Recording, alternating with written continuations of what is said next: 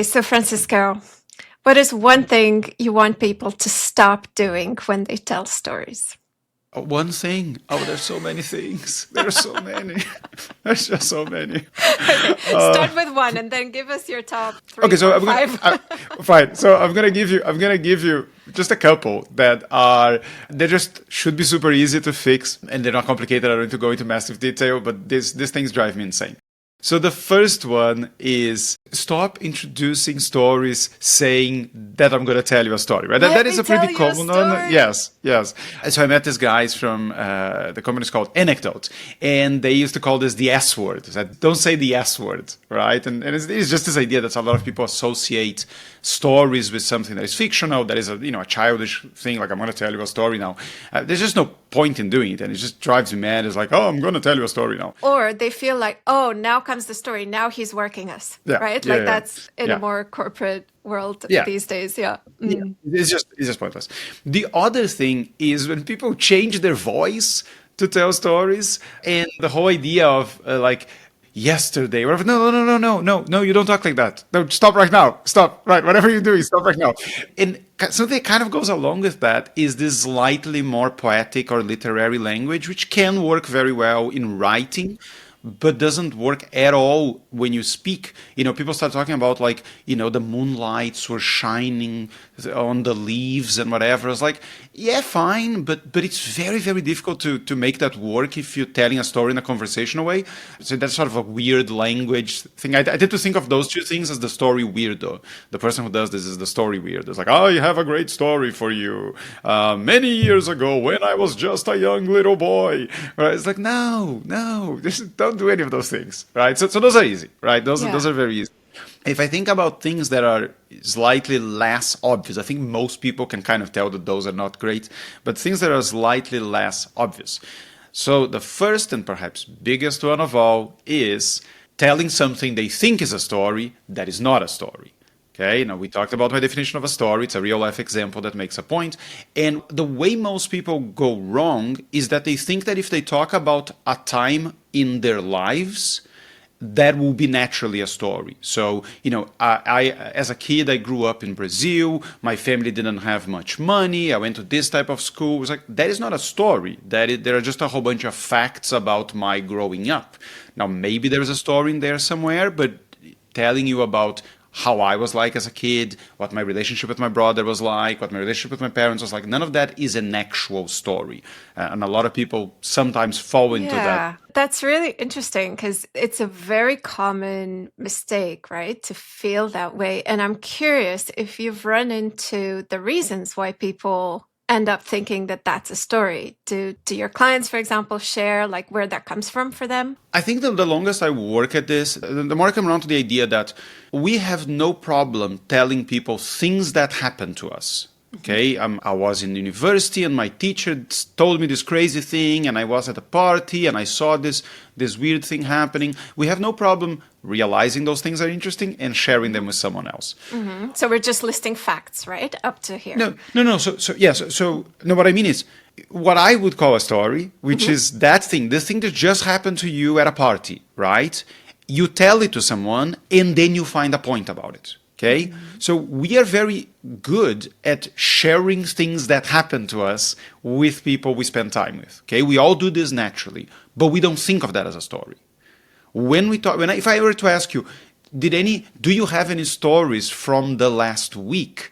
Your brain is gonna go, right? But if I ask you, do you have stories from when you were younger, you will probably remember the same 2 or 3 stories you told everyone you know about maybe when you went on an adventure, when you just started living in a different country, right? So there's this disconnect between the supposedly small thing that happens every day and what a story actually is. And we are thinking of bigger events in our lives, right? That time I broke into a Radiohead concert and hid in the bathroom for hours, right? That most people would think of as a story. They wouldn't necessarily think of as a story is my kid said something and sent my head in a spin about being a good parent or not. They wouldn't think of that as a story. So there's this disconnect between what is a story and the types of things they normally think of as a story. That means people think, if I tell you about a period of my life, that is a story. I'm telling you about I'm telling you a story about my childhood. I was like, but no, you're telling me how it was in general, right? You might even tell me how it was when you went to school, but unless you narrow it down, it doesn't become a story. So what I'm hearing is what difference you're making is between a kind of a broad period of time and a really fine slice of time. So that one time I did something, or that one day my teacher said XYZ. Yes. Okay. So this is, I think, the best way I can explain it, and perhaps what I should have started with. If you want to tell me how crazy your family is, don't tell me about your whole childhood. Tell me about one Thanksgiving dinner. So one scene, one moment in time. That's it. Tell me what happened in one Thanksgiving dinner. That's a story that illustrates a whole bunch of stuff about you or your family or your childhood, whatever. If you want to tell me about the toxic job you had, don't tell me how it was for 6 months. Tell me maybe how one performance review with your jerk boss went. Okay? So that is a story that informs us about a much larger period in your life. So in a way, there's a lot of things that your life was like. That's not a story. The story is one thing that happened during that period that perhaps illustrates to us what your life was like. Okay, so telling me about your whole childhood, that's not a story. Telling me about one thing in your childhood, that is a story. And most people, they just don't know what they're doing there, and it's very easy to start talking and talking and talking, and I'm listening going, that's not a story. Right? I'm still waiting for the story to start, and it hasn't started. Not telling a story, thinking you're telling a story, is by far the biggest mistake that I see a lot of people that talk about storytelling everywhere doing. And just fixing that goes a long way to actually, well, if you haven't fixed that, you're not telling a bad story, you're just not telling a story at all. Right. Yeah. I think this is really a key element of storytelling, like this moment in time thing, because it's so easy to think like we had this conversation just last week when we talked about the story of the Harvard Man study, where Robert Waldinger was talking about what the steps were in setting up the study and so on. And he was just listing a timeline, right? He wasn't actually telling a story about the study. Joe, I realize you said last week, but yeah, that's right. Who knows if it was last week? It could have been last month. It could have been 2 days ago. The other day when we talked about. Yes. Who knows when we record these things, right? Let's not break the fourth wall, shall we? You're right. Okay, so let me do that again. No, by all means. I'm just messing with you. Hey, remember that one time when we did this recording and you were messing with me? Yes. Well, I think so many examples of that one. Pick one.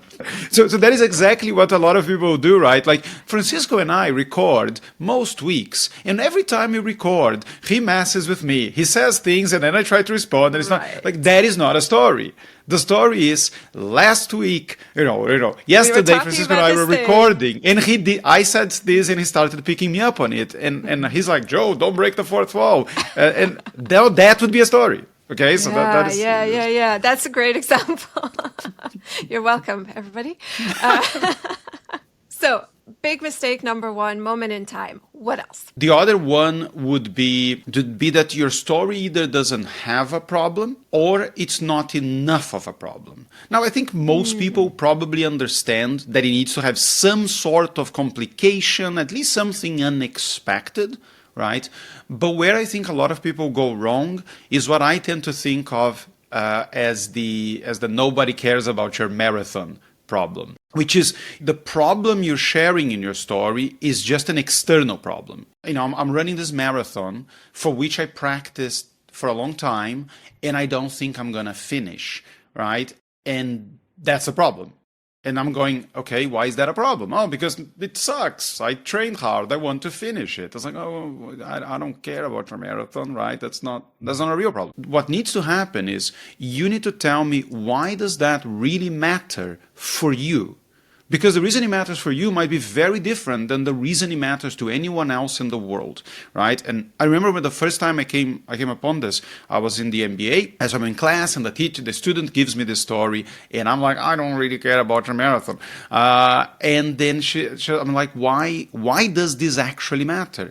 And I think her answer was something along the lines of, well, I used to be really into sports, and then I got, COVID happened. I remember if she got long COVID or if she just got COVID. And it says, I got COVID, I couldn't run for a long time. And it took me a long time to get up the nerve to start practicing again, because I felt weak. And a lot of my identity was tied up with being a runner. And the longer it went on the longer I started not feeling sure about myself. And once I finally started, running, I got a little better. I started training for a marathon, and then I'm in the middle of this marathon. I'm trying to finish it, and it's really important for me that I finish, because that will prove to me that I'm not broken. Yeah.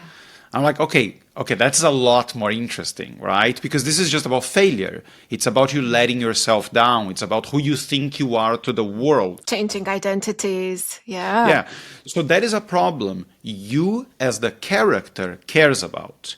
And if you care about, almost certainly the feeling that is connected to that is something that will be relatable to me as the audience.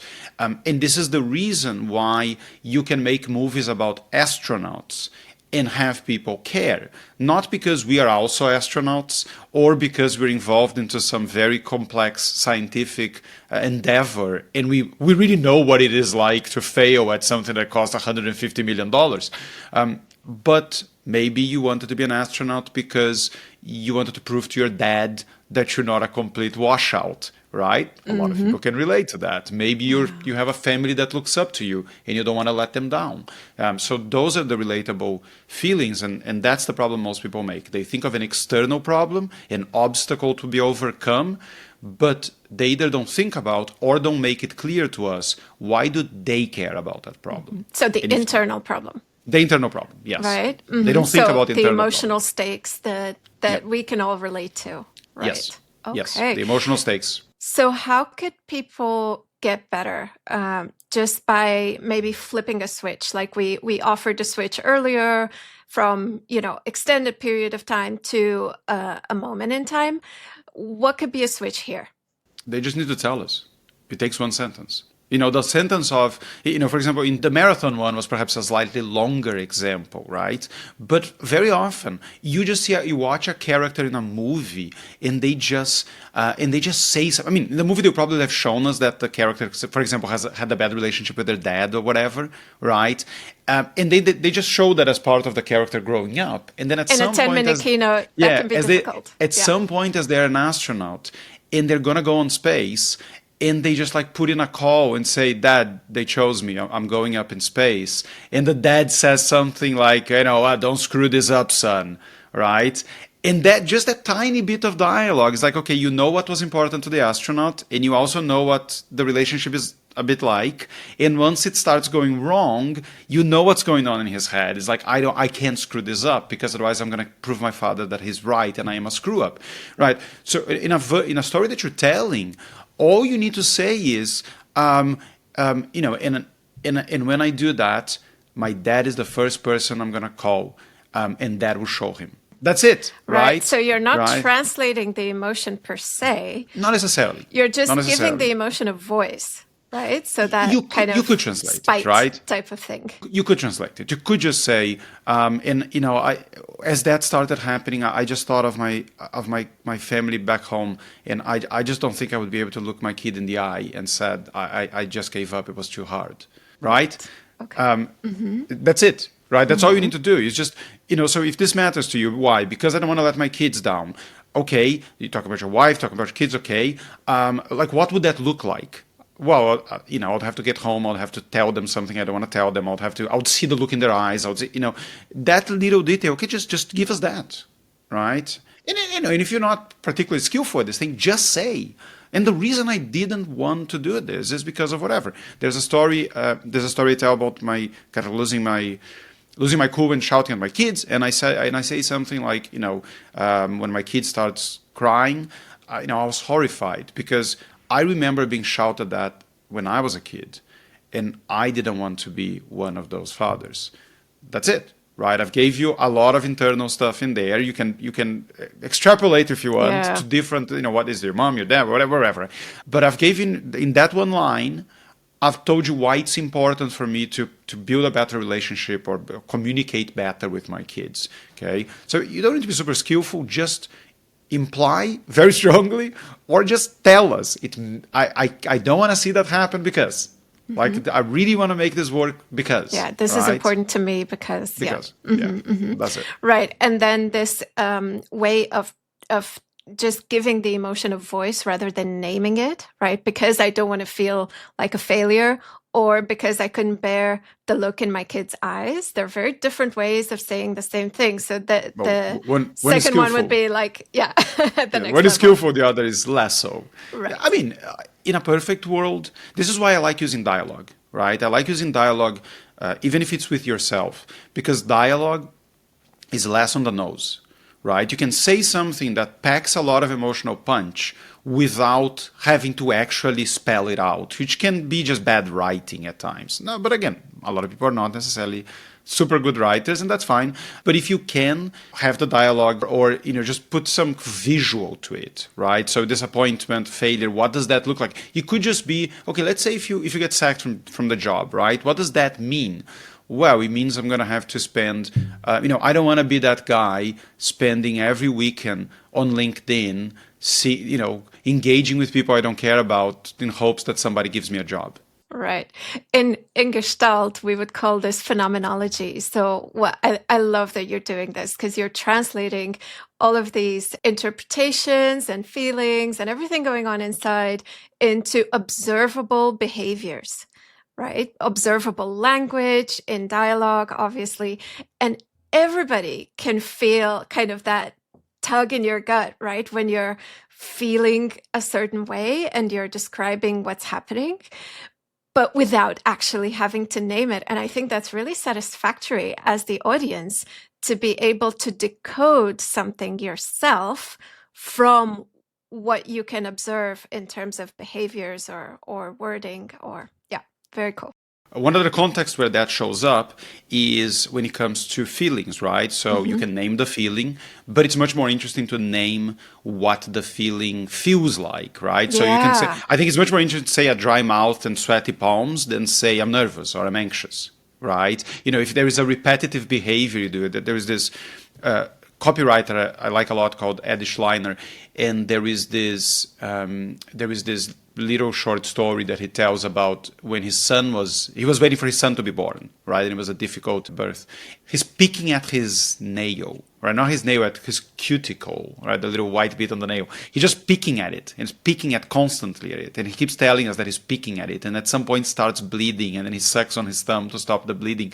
And he at no point says that he's really, really nervous, but, just a constant picking at his finger until it bleeds. It's so obvious that he's really, really anxious about his wife and his kid being okay. And that's just more interesting. Now, it doesn't always work as well when you speak than when you write, but you can say things like, I just didn't know what to do. I just kept refreshing, jumping between my email and social media and the news website over and over and over for an hour. Yeah, but I mean, language has so much to offer. We have so many of these expressions like biting my nails, on the edge of my seat. I felt punched in the stomach. These are really regular expressions that people, I think, will use in their everyday storytelling without thinking that they're telling a story, to your point. Yeah. And I think that leads us nicely to the third mistake that I think about, which is, there's two sides of it, right? It's to do with details, right? So a very common problem is people don't use enough details. They would talk in generalities, right? They would say, I had a terrible day at work. Okay, I think we all understand what a terrible day at work can be, but it's so much more interesting if you just tell us one thing that happened in this terrible day at work, right? Whatever that might be. It might be that I had spent weeks preparing this presentation, and I was really concerned I was going to bomb when I got in front of the board to present it. But it was worse. They just canceled it half an hour before. And they just said, well, what's the point anyway? They're just not going to go for that idea, right? So something along those lines, something along that, it would be so much more interesting than just say I had a terrible day at work. And people don't often do that. We were talking just now about, the feeling, what does it feel like and what's the observable behavior. So instead of telling us, I just had I was so upset that day just sucked. What did you do in that day that sucked, right? Did you sit and stare at a wall? Did you watch some crap on TV or on the computer for hours on end? Did you just eat all the bad food you had in your house that you're not supposed to be eating, trying to eat away your nervousness? Tell us that, because that is substantially more interesting and feels more real than just give us something general like, that day was terrible, it really sucked. This is very common. People just don't give you the details that would have made it a lot more interesting. And the other side of that problem is too many details. And one of the most common ways this manifests is when they think that they need to paint a picture of what is happening and start giving you so many visual or auditory cues that, one, it just feels very difficult to follow.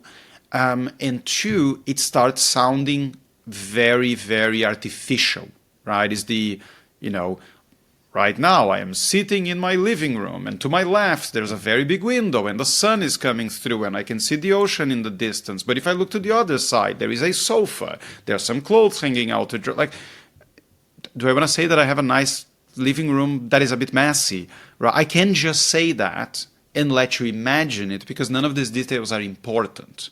Right? I can just say, I walked into my office. Imagine whatever office you want. It was a mess. It was a mess. Yeah. Unless the mess is really important to the story, there's no real point in spending 30 seconds describing the mess, because I'm going to go, was that important? Right? Because you go into a lot of detail about this. Should I be remembering these things? Right? And then it just slows the story down. So we should choose details intentionally to support the point that we want to make in the story. Otherwise, the details don't matter. Yes. And the details, too many details often go along with the thing I mentioned right at the beginning, which is being a story weirdo, right? Which is no one talks that way, right? No one over dinner with a friend would tell a story laying out. Like you just say, so I was at home the other day and my boss called, and you wouldn't describe even if your friend doesn't know your home, right? If you said, I was spending the weekend at an Airbnb my wife and I got in the mountains, you wouldn't describe the Airbnb unless it's important to the story. You don't go, this is a really nice ski lodge and it had 2 floors and it was all wood and there was a deer head on the wall. Unless any of that is important, you just say, this ski lodge we rented for the weekend. And my boss called, because the boss calling is the important thing, it's not a ski lodge. Too many details, not enough details. So a bad use of details is the... Where do you see this in more businessy type of talks? How do you see these things playing out? Yeah, in businesses, usually the way this manifests is a little less trying to paint a visual picture of whatever you're talking about. What it happens more often than that is people start giving you every single little bit of context that they think might be important for the thing they're going to present, right? So they will feel, okay, I'm going to tell you that we are in this project. And instead of focusing on why are we doing this? How is this any different than what we normally do? And what are conclusions have you gotten after you've gone through this experiment or whatever? They will start going, well, I work in this department. And then they'll start telling you about what the department does, what they don't do, whereas you could have probably, you could have probably just left all that out, or you could have said, 3 weeks ago, we started doing this, because it's the type of thing my department does, right? Or, whatever. It's not what we normally do, but the board told us it was really important. And what we found is this, right? So they will give a lot of context, or in giving the right presentation, the right story, they will start adding details about the people involved, about competitors. And sometimes that is important, but more often than not, they're just filling time with things that are not what the audience usually either wants to know or needs to know. Mm-hmm. Filling time, or maybe building up their credibility, kind of consolidating that image of a person who's prepared, who knows what they're talking about. I hear that a lot from clients. So how would you address this need for people, presenters, to actually consolidate their image in the company, for example, if it's for their colleagues or from a keynote stage, while still treating details with the intentionality that we were talking about? So here we're talking about two slightly different things. So one of them is if we're talking about the story itself, right? Which, I'm talking about something that is going to last probably 3 minutes or so, maybe 5 minutes if it's a particularly long story. And if you need to address credibility in there, then I would just in passing say something like, for the last 3 years, every time this type of problem came up, it came to me or to my team, and we always managed to handle it. But this time, we always fixed it. But okay, so a line that says, "I've done this before." Yeah, this is in keynotes. I remember when I just started speaking, one of the first bits of advice I heard is to sort of include things like, if you can't use an actual story from one of your clients, like a case study type of thing, to just say, so when I go into companies to help executives with this particular thing, this problem comes up a lot, right? And they'll tell me this, and instead of just talking about, a lot of companies have this type of problem. You just go, so when I went in to this type of company, right? When I'm working with executives in the health sector, what they complain to me about is where do I find my stories, right? I don't know where I find it, right? So you can just sort of add the subtle enough. I mean, I think the way I was actually taught to do this in a keynote was something like, when I go into companies, what I usually help them with is to do this, and this. Now here, obviously, we've only got another 10 minutes left, right? There's no way I could show you all the things you really need to know to master this, but I can get you started. And this is how you do it. Yeah. So, or let's focus on this thing, thing, right? Mm-hmm. The most powerful thing I can teach you right now that will actually move the needle, and is this one. So I think that when it comes to the story, just use one line. If you're looking for keynotes, you can drop things here and there. But I also there's also the question of where are you presenting, right? Because if you are presenting to inside a company, you shouldn't need to prove who you are and why you're there presenting. Normally, you'd be surprised. I guess it depends on the company, depends on the type of presentation, right?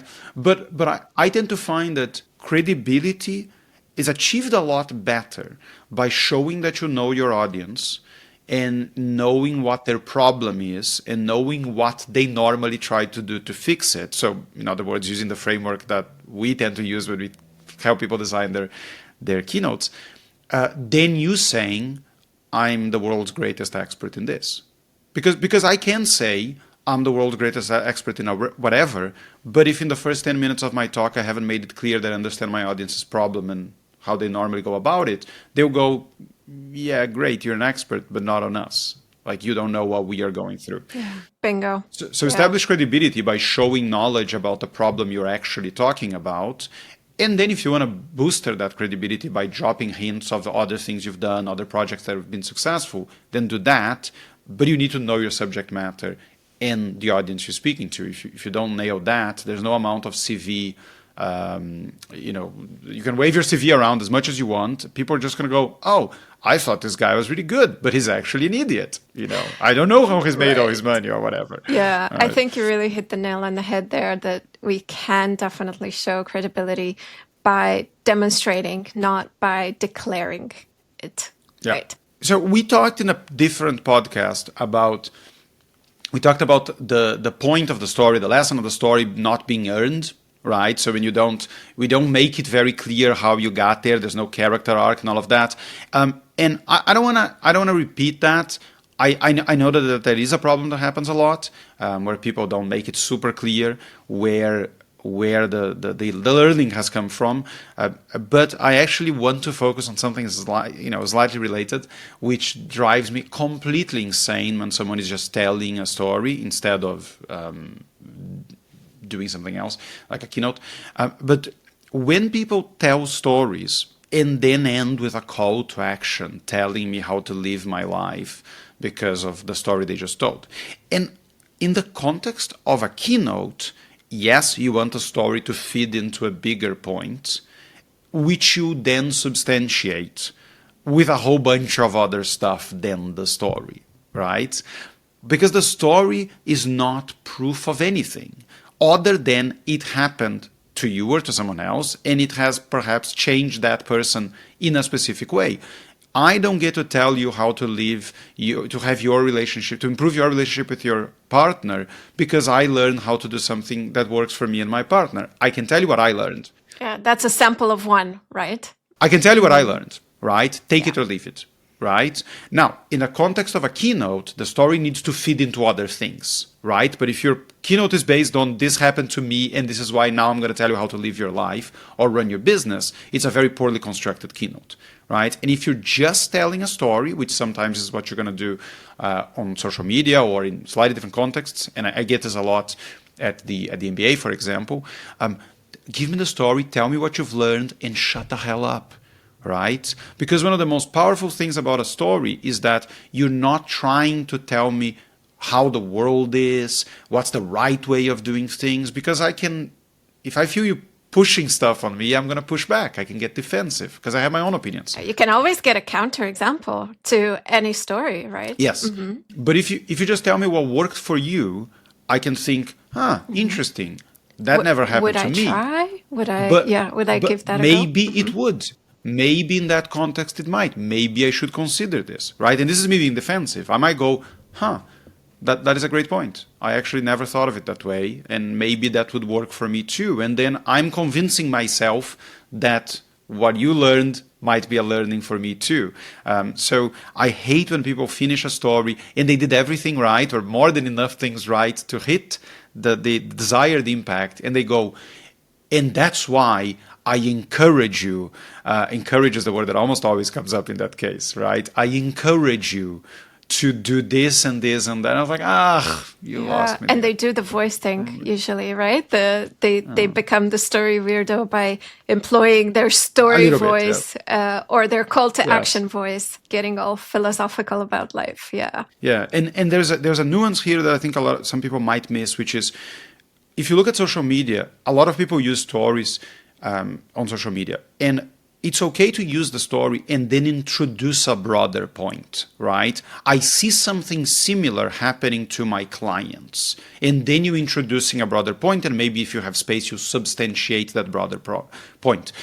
What is not okay to do, in my opinion, is this is what happened, and this is why you need to do this thing. Without any data, without any proof that it would work for anyone else other than you in that specific situation, right? So that's when data matters. Yeah, so I heard this described by John Livesey, who's a great speaker and storyteller.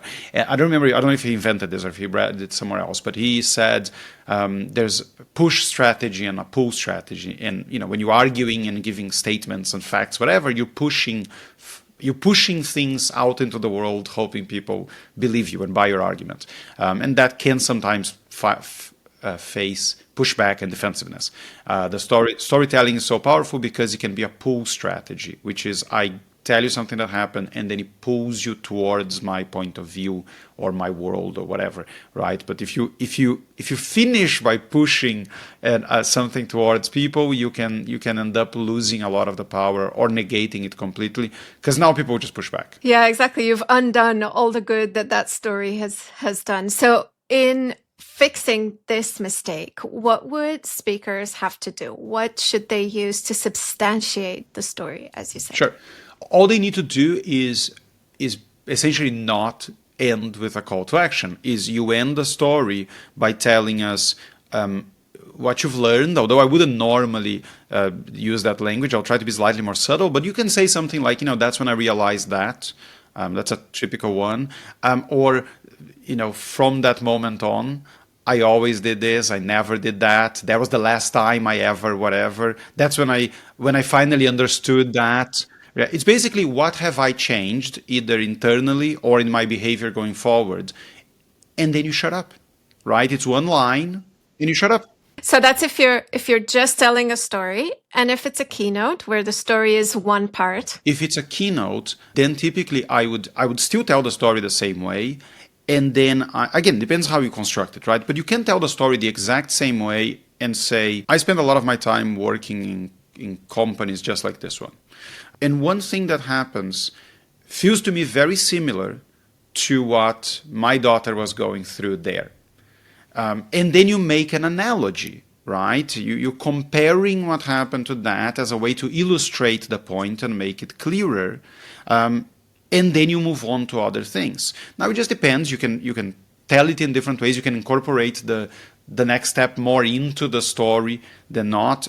What a lot of people do, Brian, for example, likes to do this a lot, is you tell a part of the story and you get to the problem. And when you get to the problem, you go into how this problem manifests in the world in other places. And then you leave the end of the story to be maybe the last thing you do or just out the last thing you do.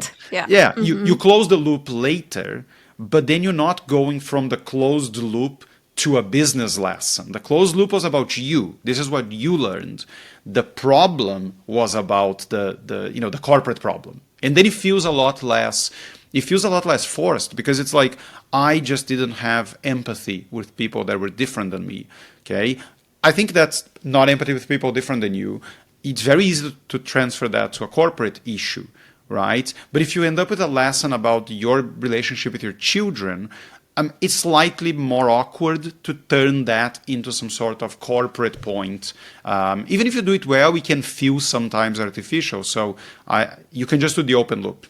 End the beginning of the story at the problem, start talking about all the other stuff, and eventually at some point later in the keynote, close to the end, you close that loop, and then you don't need to necessarily turn your learning into a learning for the audience, unless that is a perfect match and it feels natural enough to do it. Right. Or you can do the learning for the audience just before your own individual learning, right? That would be kind of an elegant way. Yeah, and it can be, and sometimes it doesn't even need to be learning, because the learning could be like, maybe you didn't have a learning. Maybe you just botched it, right?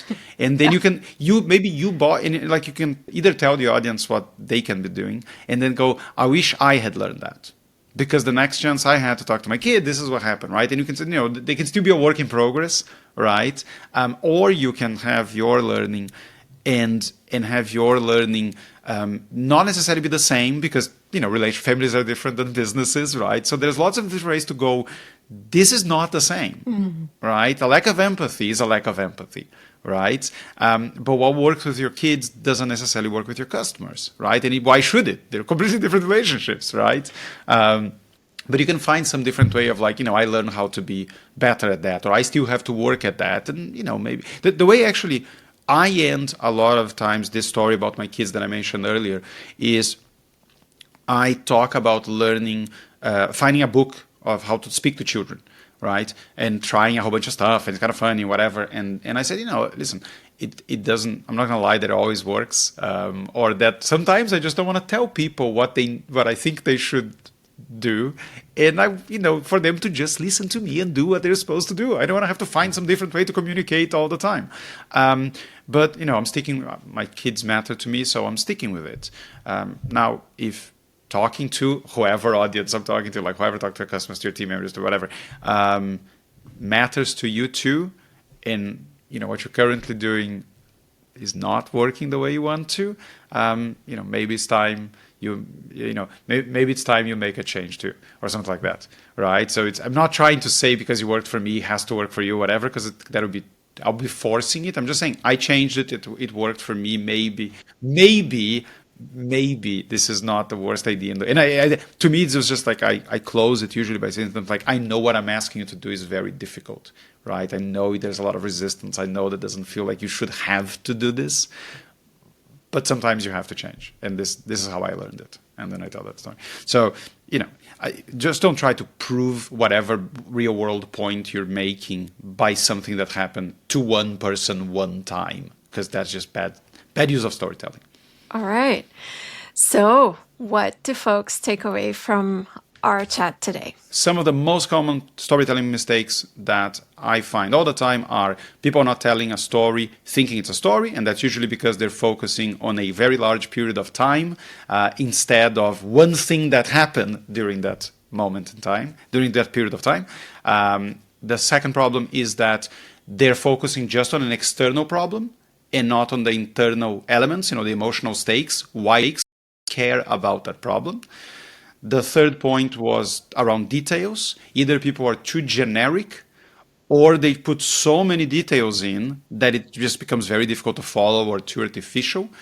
And the last one was when you finish a story, instead of just focusing on what it meant to you and how it changed you, they turn it into a call to action and essentially say, because this happened to me, now I need you to live your life this way, which is annoying, fits the purpose of storytelling. And the rule above all rules, never ever start a story with "let me tell you a story."